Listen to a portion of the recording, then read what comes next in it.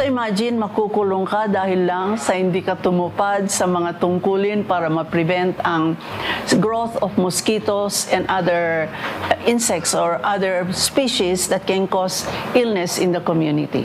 Dahil panahon na ng tag-ulan, muling ipinaalala ng City Health Services Office o CHSO sa publiko ang ordinansa kung saan maaaring magmulta o makulong dahil sa lamok. Sa ilalim ng ordinansa bilang 10 serye ng taong 2025, bumuo ang lungsod ng Task Force Dengue na mag-iikot sa mga lugar sa syudad. Sino mang makitaan ng breeding site ng lamok gaya ng mga nakatiwangwang na maimbakan ng tubig na pinamahayan na ng mga kitikiti sa kanilang bahay, establishmento o lugar ay papatawan ng parusa. 1,000 pisong multa at 3 araw na community service para sa unang paglabag. 2,000 na multa naman at 3 araw na community service sa ikalawang paglabag. Habang sa pangatlo at sunod-sunod na paglabag, 3,000 na multa at posibleng pagbawi ng permit sa negosyo at 2 araw na pagkakakulong depende sa magiging pasya ng hukuman. Sa ordinance natin na-approve na.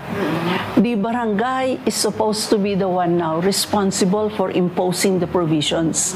Tapos the barangay can impose the penalties now. Si Aling Joanne na 3 anak na ang nagkakasakit ng dengue, hindi lang doble o triple ang pag-iingat na ginagawa. Nilinis na niyang mga posibleng pangitlugan ng lamok sa kanilang bahay. Sinisiguro din niyang may takip ang maimbakan nila ng tubig. Pag nagpasahod man ako ng ulan, ang ginagawa ko, nilalagay ko sa mga container na may takip.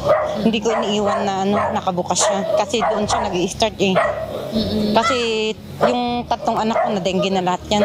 Payo naman ng DOH Cordillera sa mga residente lalo na sa mga mag-aaral, magsuot ng long sleeves sa pagpasok sa eskwela.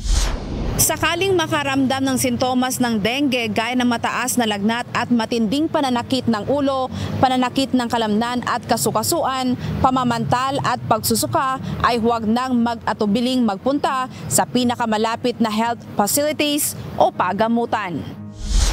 Lagi rin isaalang-alang ang 5S strategy, ang search and destroy, seek early consultation, secure self-protection, sustain vector control measure at sustain hydration. Maging ang 40s kontra dengue, gaya ng taob, taktak, tuyo at takip. Grace Doctolero, UNTV News and Rescue. Diyos ang aming sandigan, serbisyo publiko ang aming pinahahalagahan.